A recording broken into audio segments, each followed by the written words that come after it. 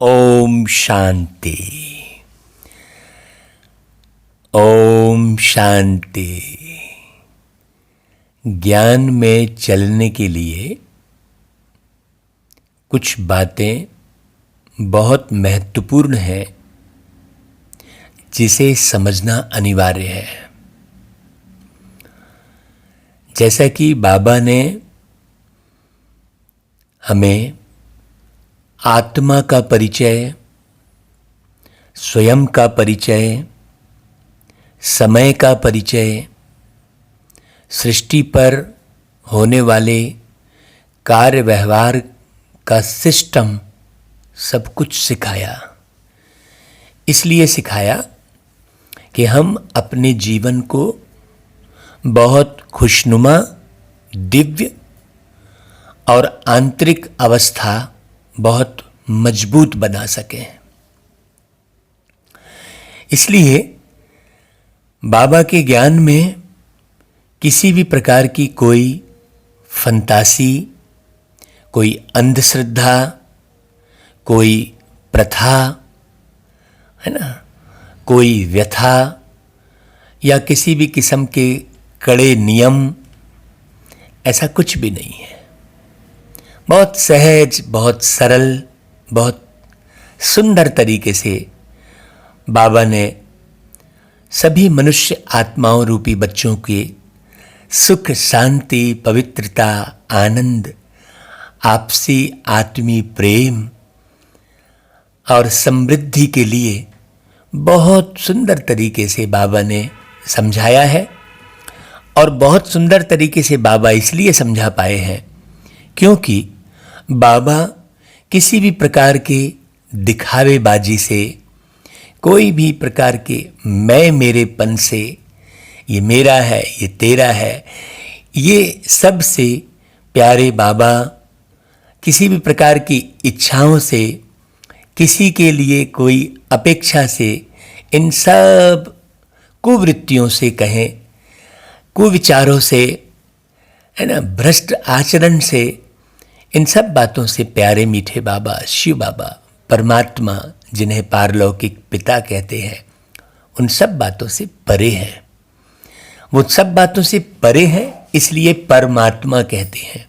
मतलब हर प्रकार की विकृतियों से परे रहने वाली आत्मा, हर प्रकार के आकर्षण से परे रहने वाली आत्मा। हाँ, बाकी प्यारे बाबा को किसी वस्तु से या दुनिया से नफरत है, ऐसा नहीं है। प्यारे बाबा हर एक आत्मा को उतना ही प्यार करते हैं जैसे एक माँ अपने गर्भ से जन्म लिए हुए बच्चे से प्यार करती है, निस्वार्थ, निर्विकार। तो प्यारे बाबा माँ का स्वरूप भी अदा करते हैं, भाई का स्वरूप भी अदा करते हैं। अर्थात इस धरती पर आकर हम मनुष्य आत्माओं से सर्व रिश्ते निभाते हैं।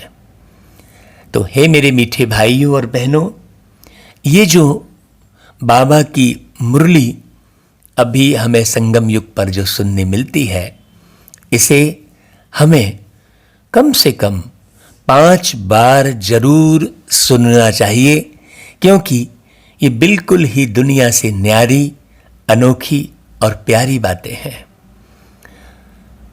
तो आइए आज हम प्यारे बाबा की 5 फरवरी की मुरली सुनते हैं।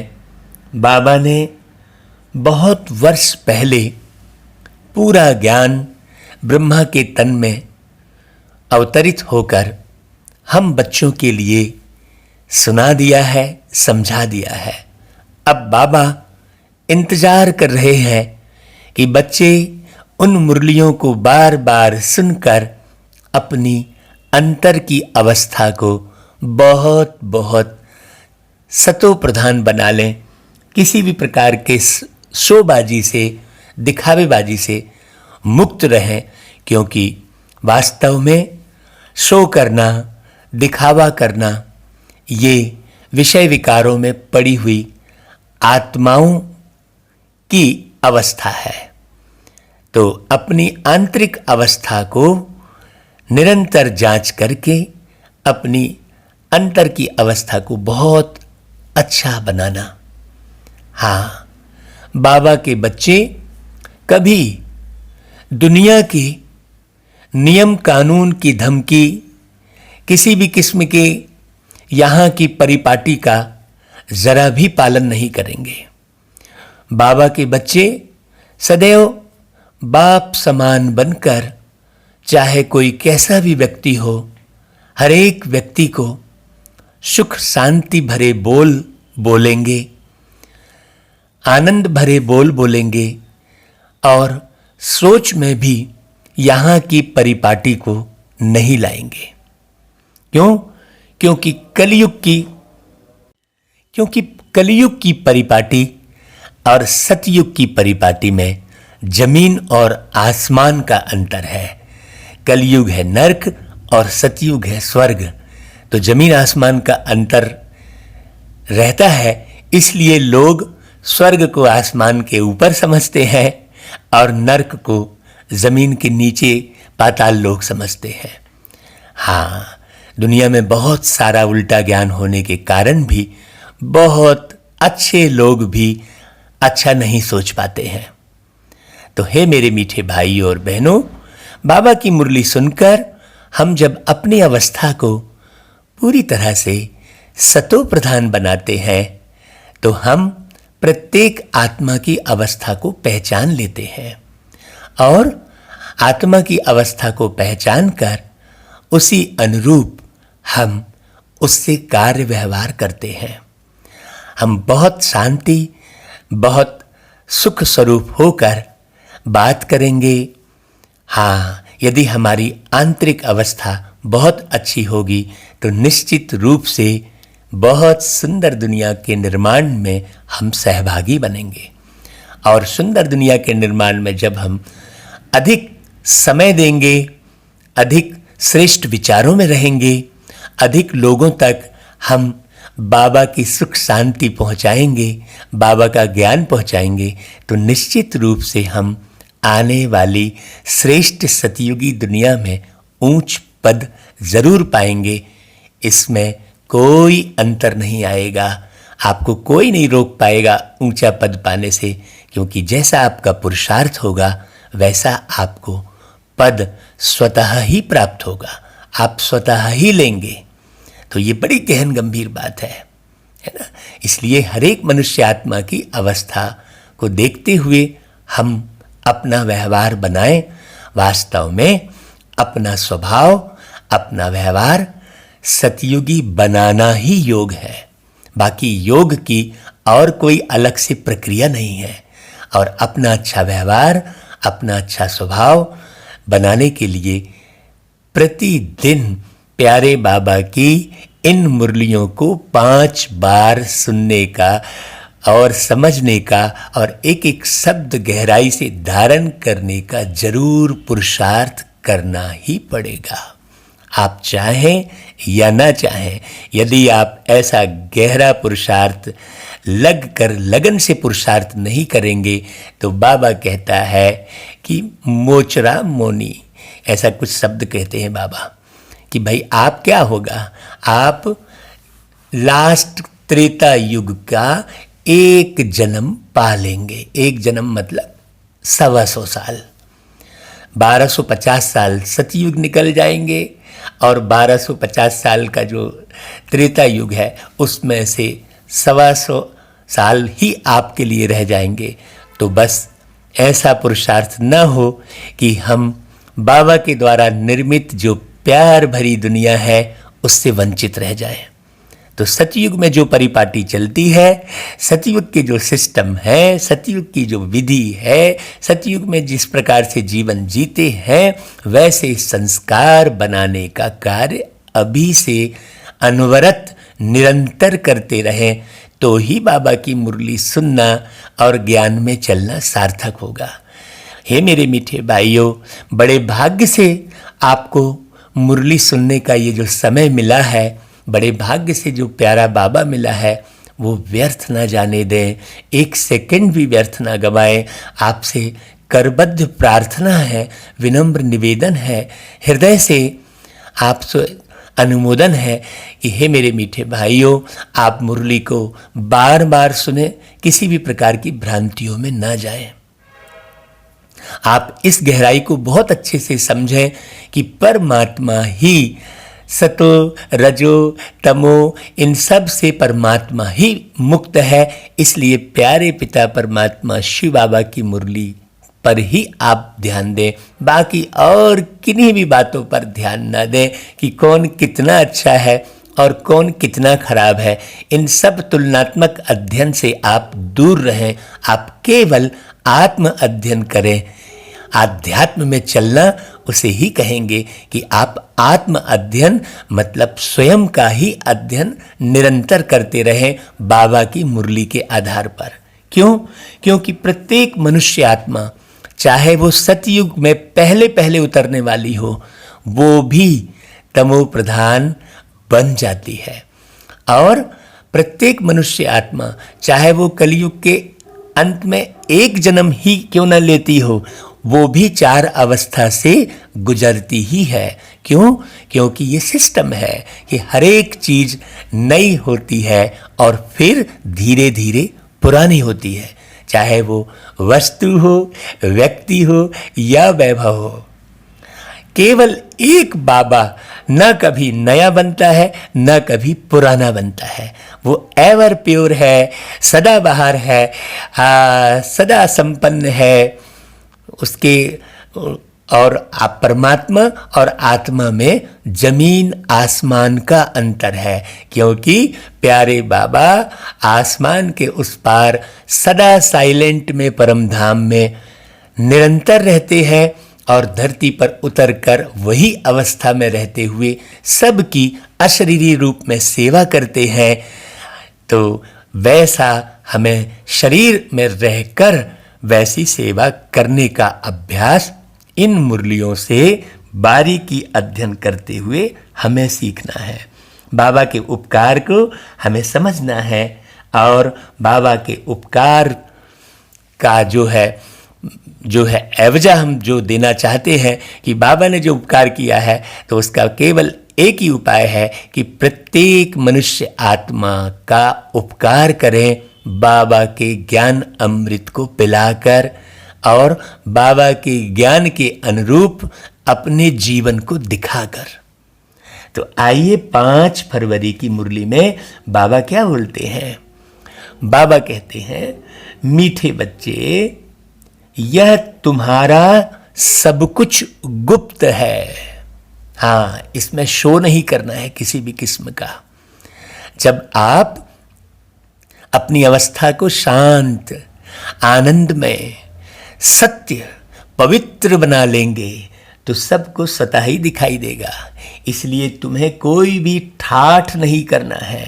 हाँ, नहीं तो दुनिया के हिसाब से आप महंगी गाड़ी, महंगा फ्रंट एलिवेशन, महंगा सब कुछ कर रहे हैं तो नहीं, बाबा ने कुटिया में रहकर जीवन जीना सिखाया है। तपस्वी जीवन उसे ही कहते हैं जो ठाट बाट ना दिखाए किसी भी किस्म का। हाँ, क्यों? क्योंकि यदि आप ठाट बाट दिखाएंगे तो लोगों की बुद्धि में यही रहेगा कि चलो भाई, इनके तो बड़े ठाट बाट है, तो आपके ठाट बाट देखकर लोग आएंगे और कभी भी उनके अंदर न तो त्याग आएगा न वैराग्य आएगा। और जब तक त्याग और वैराग्य नहीं आएगा तब तक वो आत्मा शांति, सुकून का जीवन नहीं जी पाएगी। इसलिए ओ मेरे मीठे बाबा के लाडले सिकीलधे बाबा के बच्चे, सब बाबा की मुरली पर ये विशेष ध्यान दें कि हमें हर प्रकार की ठाट बाट से बिल्कुल दूर रहना है। अपनी नई राजधानी के नशे में रहना है। हाँ, यहाँ पर किसी भी किस्म का ठाट बाट नहीं दिखाना है। बहुत सिंपल रहना है। बहुत सिंपल भोजन, बहुत सिंपल रहन सहन। इसलिए बाबा ने श्वेत वस्त्र पहनाया ताकि आप हर प्रकार की रंगीनियों से दूर रहें। हाँ, इसलिए बाबा ने श्वेत वस्त्र पहनाया। बहुत बारीक बात है, हाँ, ताकि आप बहुत जो है वस्त्रों के पीछे अपनी बुद्धि ना लगाएं, बहुत सामग्रियों के पीछे अपनी बुद्धि ना लगाएं। तो बाबा कहते हैं, देखो, श्रेष्ठ धर्म और दैवी कर्म की स्थापना के लिए तुम बच्चे कौन सी मेहनत करते हो जो दुनिया में कोई नहीं करता। हाँ, देखो, हम बच्चे अभी 5 विकारों को सदा के लिए छोड़ने की मेहनत करते हैं। क्यों?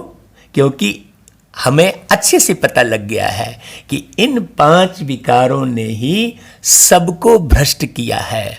तो हम किसी भी प्रकार का यहाँ पर कोई भी नियम कानून, कोई भी क्रोध में आकर, ईर्ष्या में आकर हम कोई भी विकार का उपयोग नहीं कर सकते। बाबा कहते हैं, देखो, तुम जानते हो इस समय दैवी धर्म और कर्म से सब भ्रष्ट है, किसी के अंदर देवताई गुण नहीं है। हाँ, देखो, दानी जो होगा वो निंदा नहीं करेगा, वो उल्टा कार्य नहीं करेगा। देखो, दानी को अगर हम उल्टा करते हैं तो निंदा कहलाता है। निंदा में भी एक बिंदी लगी है, मतलब हम किसकी निंदा करते हैं? आत्माओं की ही निंदा करते हैं। तो जो दानी होगा, दानी होना मतलब निरंतर शांत स्वरूप में रहना, हमेशा सत्य पर चलना, पवित्र रहना। ये जो आप रहते हैं तो स्वतः ही प्रकंपन आप आत्मा से फैलते रहते हैं, तो दान स्वतः ही होता रहता है। ऐसा भी नहीं है कि आपको कोई मेहनत लग रही है। तो बाबा कहते हैं उनके दैवी कर्म और धर्म सब कुछ श्रेष्ठ होते हैं। बाप ही श्रीमत देकर श्रेष्ठ धर्म और श्रेष्ठ दैवी कर्म की स्थापना करते हैं। तो बाबा कहते हैं, तुम श्रीमत पर चल, बाप की याद से विकारों पर विजय पाते हो। हाँ, अपनी मनमत पर नहीं चलना चाहिए, नहीं तो बहुत लोग सुनी सुनाई बातों पर भरोसा करके मनगढ़ंत बातें बहुत लोग करते हैं। बहुत लोग सोचते हैं कि अरे ये तो मुरली इसलिए YouTube पर चला रहे हैं कि इसमें बहुत इनकम है, कमाई है। हाँ, ऐसे कई लोग ऐसी भ्रांतियों में हैं। अरे देखो, मुरली में विज्ञापन भी आने लग गया और अब इनकी कमाई है, इसलिए ये मुरली को जो है सब जगह बहुत भेज रहे हैं, इनका स्वार्थ है, ऐसा सोचते हैं। मेरे मीठे भाइयों, सुनी सुनाई बातों पर जरा भी भरोसा नहीं करना चाहिए। यदि बाबा के बच्चों को धन कमाने की अगर इच्छा हो तो इस मार्ग से कभी भी स्थूल धन की कमाई वर्तमान में नहीं होती है। इस मार्ग से बाबा ने स्पष्ट कहा है कि आप जो आध्यात्म मार्ग चलते हैं उसमें बाबा कहते हैं कि भाई दाल रोटी का इंतजाम करने की जवाबदारी मेरी है, बाकी तुम्हें प्राप्ति नेक्स्ट जन्म में होगी, अगले जन्म में होगी, क्योंकि यही वो समय है जब तुम पिछले जन्मों के पाप कर्मों को धो सकते हो श्रेष्ठ कर्म करके। यही समय है, बाकी इसके बाद कोई समय नहीं मिलेगा। हाँ, ये निश्चित है, ये सृष्टि के इतिहास में, इस सृष्टि ड्रामा में ये निश्चित है कि एक ही समय मिलता है। लोग कहते हैं ना कि भगवान एक बार सबको अवसर देते हैं, तो एक बार जो अवसर देते हैं वो कब? वो संगम युग में, कलयुग के अंत में अवसर देते हैं, बाकी हर समय अवसर नहीं देते हैं। ये अवसर चूक मत जाना, अब की बार भूल मत कर लेना। तो कभी ये नहीं सोचना। कई लोग सोचते हैं ये नाम कमाने के लिए, प्रसिद्धि पाने के लिए ऐसा कर रहे हैं। नहीं भाई, YouTube पर जो वीडियो बनते हैं वो अच्छे वीडियो नहीं देखे जाते ज़्यादा, और जो है खराब वीडियो ही देखे जाते हैं। मैंने उल्टे सीधे वीडियो जो है खूब चलेंगे। हाँ, किसी ने केवल सड़क दिखा दी बस एक, तो मिलियन लोग उससे देख लेते हैं। केवल सड़क की शूटिंग कर दी और वीडियो डाल दिया तो मिलियन लोग देख लेते हैं, उससे उसकी कमाई होती है। अभी देखो 3 साल से यूट्यूब चैनल चल रहा है, लेकिन 3 साल से हम केवल बाबा की मुरली, आध्यात्मिक ज्ञान, जो हमारे देश विदेश में प्रोग्राम हुए हैं, वही वीडियो हमने अपने इस चैनल पर डाले हैं और उसके कोई व्यूवर्स नहीं बढ़ते, कोई हावर्स नहीं बढ़ते। लोग मुरली भी पूरी नहीं सुनते हैं। तो ओ मेरे मीठे भाइयों, 3 साल में जो है अभी तक 1 रुपए की भी इनकम नहीं हुई है और हम निरंतर के, और हमें मालूम है कि हम इस कार्य में लगे रहेंगे तो हमें कभी भी इससे कोई अभी स्थूल इनकम नहीं मिलने वाली है। हाँ, हमें मालूम है बहुत अच्छे से। और इनकम मिलने तक तो पूरा इंटरनेट ही ध्वस्त हो जाने वाला है आगे जाके। हाँ, तो ना तो इसमें प्रसिद्धि की कामना से हम कोई कार्य कर रहे हैं और ना ही धन कमाने की भावना से कोई कार्य कर रहे हैं। हम तो स्वयं का निर्माण करने की भावना से ये कार्य कर रहे हैं, क्योंकि हम जितनी ज़्यादा लोगों तक ये बाबा की वाणी पहुंचाएंगे और जितने भी लोग सुनेंगे और अपने जीवन का परिवर्तन करेंगे, वो कमाई हमें जन्म जन्मांतर काम आएगी। क्यों? क्योंकि अच्छी आत्माओं का संगठन ही इस सतयुगी सृष्टि पर, इस धरती पर होगा। तो जन्म जन्मांतर सुख शांति से हम भरपूर होंगे, क्योंकि बाबा ने ये ज्ञान दिया है कि चाहे तुम कैसा भी कर लो, तुम्हें तो यहाँ धरती पर जन्म लेना ही पड़ेगा। इस धरती से, जन्म से, जीवन से कोई मुक्त कभी नहीं हो सकता। ये चक्र फिरता ही रहता है। क्यों? क्योंकि किसी भी आत्मा के अंदर वो भावना गहरे से नहीं बैठती है और कि हम शरीर छोड़ दें सदा के लिए। ऐसी भावना किसी भी आत्मा के अंदर कभी नहीं बैठती है।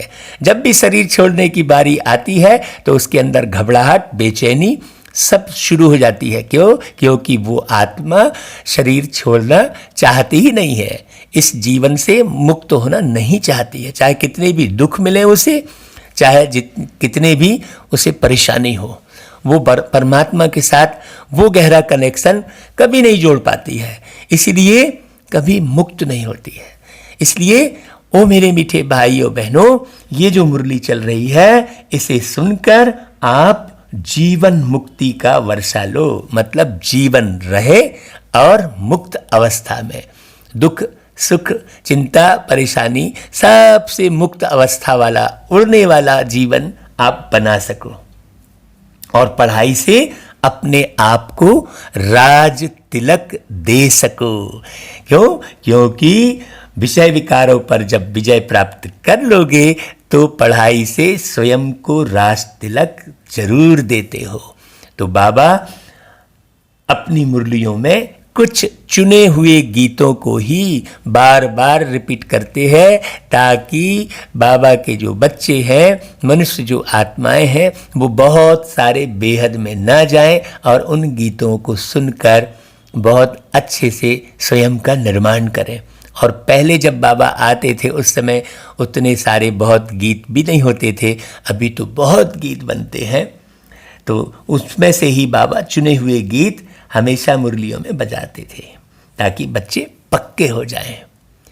तो आज का जो गीत बजा है वो देखो, तुम्हें पाके हमने जहां पा लिया है, तुम्हें पाके हमने जहां पा लिया है, जमी तो जमी आसमां पा लिया है, तुम्हें पाके हमने जहां पा लिया है।